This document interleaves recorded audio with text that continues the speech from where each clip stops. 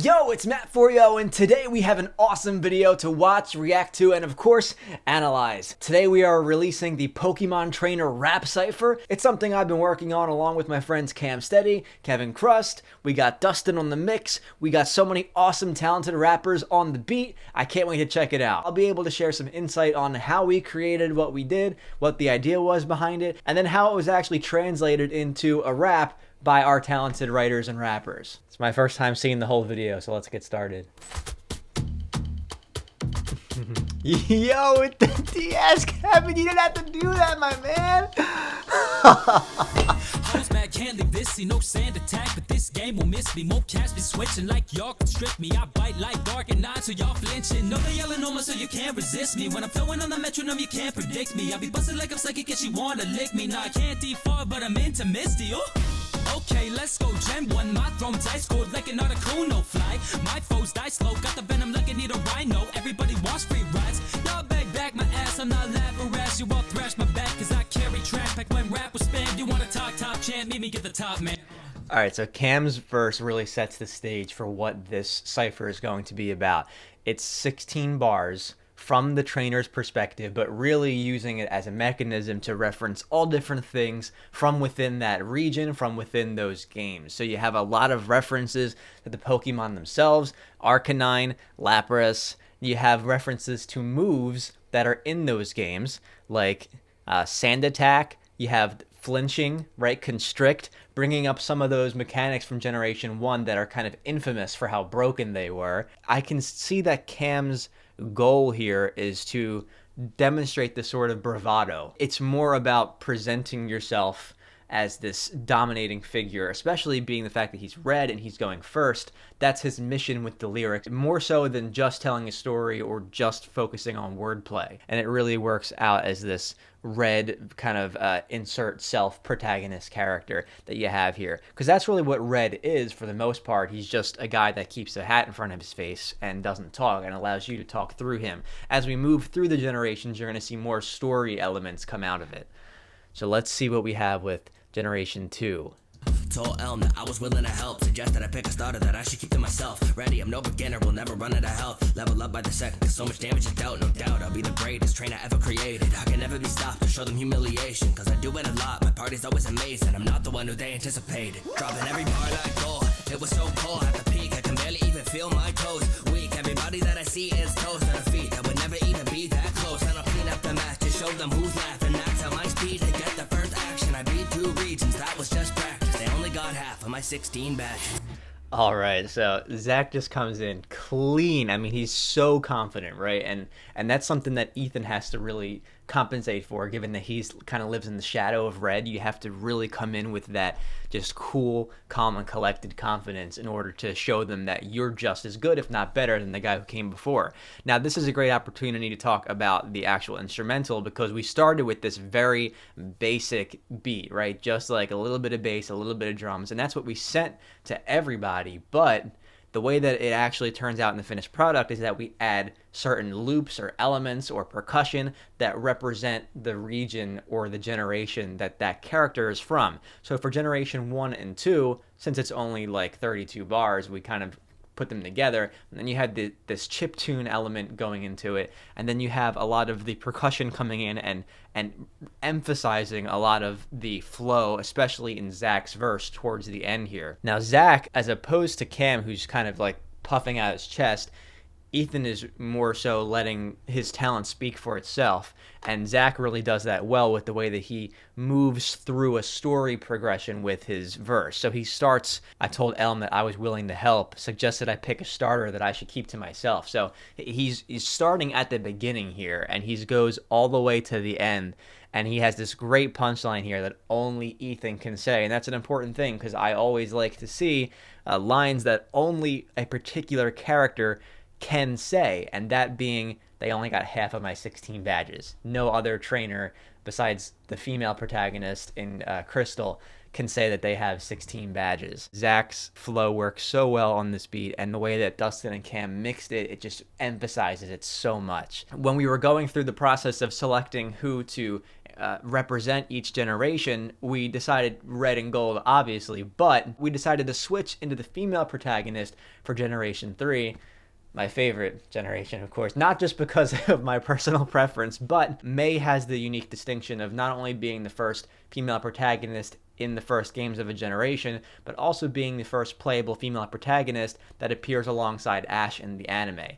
So Mei also sets the standard for Pokemon contests and what particular trainers can do if they don't want to necessarily pursue the gym challenge. There's other avenues into raising and training Pokemon, and Mei sets the stage for that. We decided to choose Mei to go into the third generation, really throw a curveball in there. So let's see how it turned out. Hey yo, let's go. Home's gonna show yo how we bring the balance to the world, cause you know we can take it to the skies. Changing up the flow before your eyes. Ground on, we don't go slower, cause there's nothing to cry yoga. Don't you must skip this torture, cause when Trico, you're only going higher. You know we need the rules and we be rocking with the jewels. So things are different legendaries, ain't got time for food. You better show that respect, going harder than our cheese packs. The water, fire, we're the ones who inspire. Keep talking trash, it's clear to see you got nothing on me.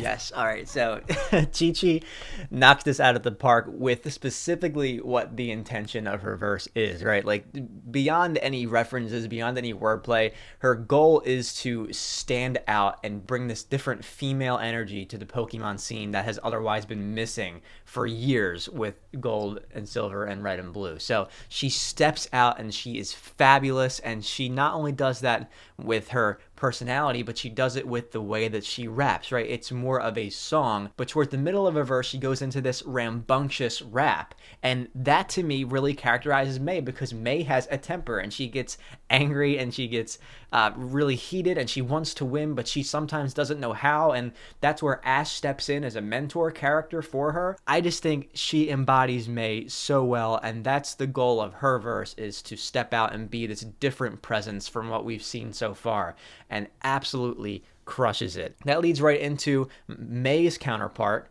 who would be Dawn. So Mei set the stage and then Dawn comes after that, similar to how Red sets the stage and then Gold comes after that. So it's a perfect dichotomy, perfect symbolism, and a mirror image from generations 1 and 2 to 3 and 4. So let's see how Dawn turned out. It's the dawn of the new age, stepping into Gen 4, battling all day in a home, call it sin. Oh, pip up, how I'm meant to be the best, and I switch up, empty palming at your chest. Diamond, pearl, platinum, I'm shining with the drip. Ready, dark, raw, always on my nightmare shit. Giratina 808s when I smash distortion. Diaco with the time, I'ma erase it. Bury your bodies, cause we need less Paul. Twin leaves beside me, 2 shots for them all. With the lustrous shine, got the space and all. Spear pillar looking down, no way I'll fall. Now that's a Medoof, took a kiss as my coupe, and I'm flying around with the sun as my roof. Game shark, got the rules, then it's vibe with the tools. 16 plates from a god, I see us in the loop. All right, so we got a lot of thematic references here with Dawn's verse, and I think that perfectly leans into what Generation 4 is, right? It's like Generation 3 ramped up the storyline, and now Generation 4, we're going for the gods, right? This is the Pokemon universe. The anime and the games, they adopt this more serious tone about them. You know, it's like we're moving on up, we're getting older, and here is the universe of Pokemon at its core, and Dawn takes what Mei created and gets more serious about it, and Ash gets more serious about himself, and that's reflected here not only with the performance of Twisted Savvy, who stays a little bit more calm, cool, and collected like Ethan and Zach Boucher did, but it's also reflected in the instrumental choice and how it's not as high, high, high up here, but it's low, low, low, and brooding down here. That change in emotion really helps this whole cipher progress and not feel like it's getting too repetitive. Now, Generation 5 is where everything changes. It's like Generation 4 is a big period, and then you get a huge paragraph break. Maybe you even start a new essay with Generation 5.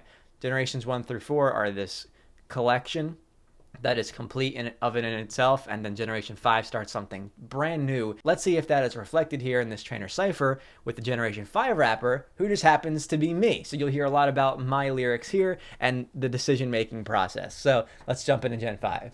Hey, to this crafty guy, bringing the action, scratching your static sprites. I am the mastermind behind black and white, here to school you trainers who can't rap and write. It's like I spit trouble, you spit rubbish. When you hear that clink clang, better duck it. I'm a hero to the people who need me. You're a zero, peace out like Victini. Meet me in the city and I'll take you on a detour. Eating up a subway like it was a team sport. Nothing but net like Durant in these streets. You're never gonna need to wonder who spits heat more. Now the king has returned to his castle. Blood on my hands, not talking about plasma. Gen 5, baby, good luck catching them all. We leave them out like the laundry, high, dry, gone. See, my goal when I'm writing is to just come out with bars, right? I don't really focus on the flow as much as I focus on creating moments for the listener to say, aha, or I get it, something like that. The writing process actually does not begin on the first line of the verse. It starts at the first punchline.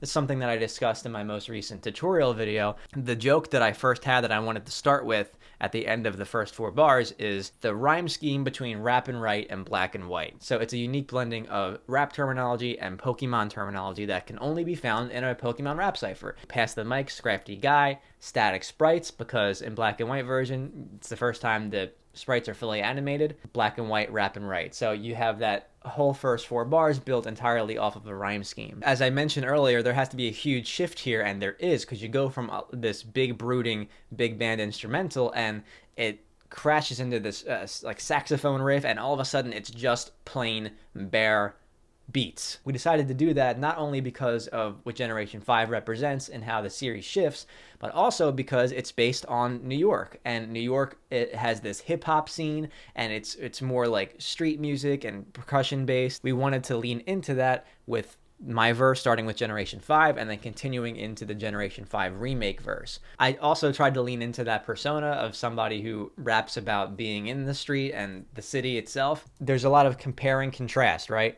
I spit trouble, you spit trubbish. I'm a hero, you're a zero, peace out like Victini. So I'm saying that you're nothing. When somebody needs your help, you say peace out and you run away. Victini is clearly seen using the peace out sign in his animations, and also Victini is number 0 in the black and white national deck. So you're a zero, peace out like Victini. We're doing a little bit more world building here with the Mimi in the city, detour, subway, nothing but net in these streets, trying to create a setting within the song that places you in this new unique location that Pokemon has never really delved into before. Nothing but net like Durant. So Kevin Durant is a basketball player for the Brooklyn Nets, which is not only an American basketball team, but the basketball team in New York City where the Unova games are based. There's a pair of references here. So you have nothing but net like Durant, meaning the basketball player, but also Durant and Heat More have a famous rivalry within the games, and Heat is another basketball team. So you have a lot of relevant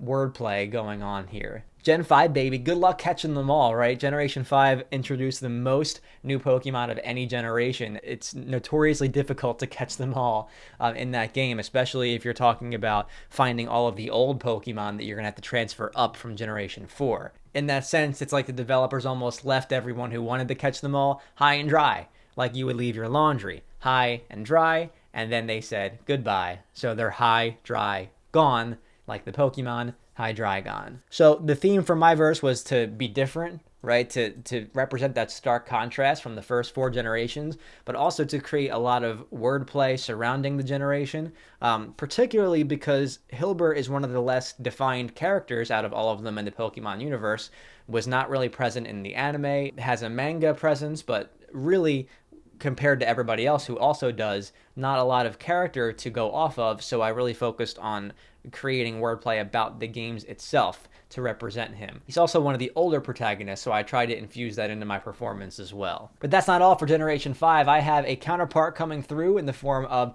Rosa, who came after Pokemon Black and White in the remakes Pokemon Black 2 and White 2, and let's see how Hala CG really plays off of my verse, literally, when she starts hers. White try hunt, tag in whites on like like space python. Innate vice, strong and gonna hide, son. 5 stars like girder with them heavy bars. Travel far with the goal, working hard. I'ma be a champion. Play it right and make it rain. When there's you, stay in your train. Spending to multi-train, yeah. Gotta bring in a game if you wanna step to me, and I'll meme you when I hit you with a thing of face, Challenging the best and set entrance, tilt this resemblance. Beat out other teams, beat if I gotta be on pheasant. Recorder, exporter, got the stuff set on the web. And testing the best in the area to strengthen. Hitching out cheeks like a gal's playing Among Us. It's Gem V, getting evolved exclusive. Ain't gonna fail, take a seat or move over. Got him on ropes and I'll win for you, Nova. Alright, so Hala's verse is so fun. I think it really shines through of what Rose's character has become over the years, especially with her role in Pokemon Masters, that she's kind of very confident, but she's a little bit goofy, you know? When we were deciding the characters, I said you have to pick Rosa specifically because she recently became a meme.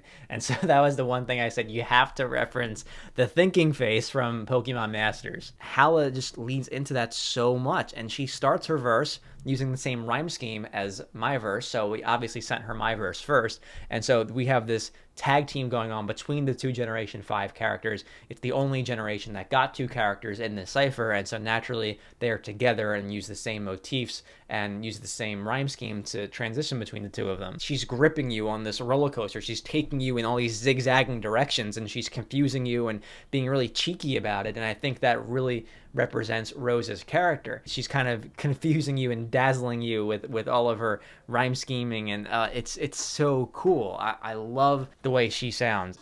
Out of all your rivals, gotta know that I'm the best. Always pushing you to succeed, I'm the true test. Don't worry, cause I've got your back. Team fair, better be prepared. We're on the attack, on the road to victory. All the legends will be ours, we're making history. Got my abs all ready, yeah, we're bringing the doom. I'm real competitive, this shines through. When I get on my meow stick, they ain't slick. You know we hit like a brick, let them talk this shit. In the end, they'll fall to my Ontario. So hard, it'll leave a scar. I'll set the bar near and far, gonna be a star.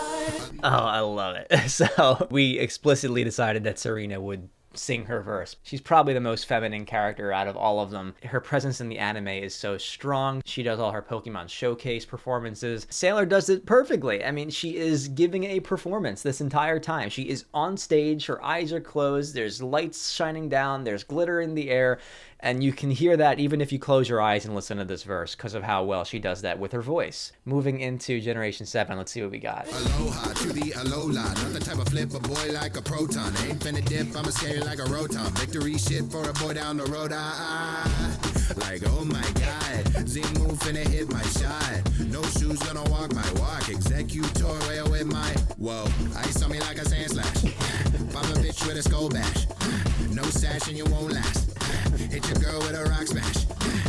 All new shit, no mimic. You go ghost on a boy, I in it. Any real way you spin it. Boy getting laid by the time we finish. Alright, man. Oh, my dude McGuire, you didn't have to go this hard, man. First of all, the music sets the stage for this so well. I mean, like Elio, like who even knows who Elio is? It's all about Alola, and he's just the figurehead for that. This is one of the characters where you're really able to start customizing, so they lose a lot of their own characteristics. In the middle of his verse, he picks up the beat a little bit late, and he has this like off-put rhythm to it. It works so well, and it's so different from the rest of the song, and his voice is just so commanding, and then the harmonies come in. I was really surprised by this verse. I didn't know what was going to come out of the later characters, given how different they are from the originals and less defined they are, but man, whatever compensation needed to be done, McGuire did it here, and it works awesome. Alright, man, I see you're in my nation. You can see a black cab in the talons of a raven. All my dogs keep a weapon station. Not the kind of place you want to visit on vacation. Keep a stick on me, Mr. Rhyme. Elder Goss when a big round hits your mind. Might talk your watch, I'm on the naked time. The Glock's hammers locked, I keep it stored on side. Through the ice, hit your block up, ice cube. Leave your body cold, boxed up, ice cube. You got the rock, Casola, you go ghost. Got you pale as the cliffs on that old core. On the town, getting wasted, down and round after round after round like your failings. Taking anything I want like a bailiff. I'm the victim, remember the name. Alright, so I think Schwabity, I think his verse is most similar to mine out of all of them because he's just going bar after bar after bar. We picked Schwabity so he could lean into his accent a little bit and really represent the culture of the Galar region. The way that he says Raven and Zacian and Vacation, it's so menacing in his accent that he incorporates. He's coming in with bars based on the Pokemon in the game. Keep a stick on me, Mr. Rhyme. Eldegoss, a big round hits your mind. And he does that again with the Phalanx. Round after round after round, like Phalanx, because they're round in a row. That's gotta be one of the most clever bars in this whole thing. Swabity comes in like a literal wolf in this verse. He's just growling and he's menacing, and it's what Galar is to me, you know? Oh, I love it. It's so good. But of course, that would be the end of the cipher if not for one little cherry on top. So let's see what Cam has in store for us. Ass shit, and then you already know. We be running up the show, it's like I'm 40 years old. I be winning all my battles, I'm like 40 and 0. Your team get a rocket, this is how it normally go. Now peep this, I'm the champion, and ain't nobody slaying him. Making condition player, ain't nobody trading him. GBA with fire and I'm spitting flame again. Overheat, turning everybody to my name again. Jesse James, we don't play by the book. I might turn to Giovanni, how your post getting took. Got me feeling like I'm Brock, the way your team getting cooked. I'm like a super rod, I'm spitting out, they all getting hooked. I tell him what's the name is Ash, ain't no bullying him. God, I'm feeling wishy-washy, had to school him again. I ain't talking TCT, got the toolie with him, and we gon' wet you like Cerulli and Jim. It's a very obvious Shofu line to end the cipher with. The guitars really aid in making this like, whoa, like Ash is gonna be in this? Like Ash is not in the games, but he clearly fits into this roster of Pokemon trainers, right? And so having Shofu be that cherry on top, I think it works so well. The way that it switches up, it's like, whoa, like I wasn't expecting this, and the guitars come in and you starting to vibe. I think it's really funny how Shofu starts with like the self-deprecating humor. It's like I'm 40 years old, winning all my battles like I'm 40, you know? Like we know that's not true. Like Ash does not win all his battles, but it's like, yeah, like obviously, like he knows that, and he's leaning into their character of how he's just overzealously confident, even though he doesn't have the record to back it up. But hey, look, he's the champion. Nobody's slaying him. He does represent the parts of Ash that can't be taken away from him. And he got a lot of fun references to the OG anime, Jesse James, Giovanni, Brock, Cerulean Jim is a reference with Misty, and it's just a great way to end the cipher. It's a big surprise for what we would otherwise think would naturally end on Generation 8. Guys, let me know what you thought about this cipher. We had so much fun making this over the last few weeks, and I'm so happy with the way it turned out. I've got more Pokemon raps on my channel, including an Ash Ketchum rap that, similar to this, goes through every region, but instead tells it from Ash's perspective. It's 8 bars for every generation of the anime, and I hope that you'll check it out. Let me know who you thought won this cipher. I want to hear your favorite bars as well, so leave them in the comments. And of course, let me know what you want me to check out next for a review on Chisel This or anything like that. I'm Mat4yo, and that's all for yo today. I don't need to light a match for this world to turn to ash. No, did I sleep late? Must have been stuck in the dream phase. Got 3 choices in hand for my teammate, but I got slapped with the rat with the resting meme face. We make haste on the road to our destiny. Made as many friends as we made enemies. Many say I got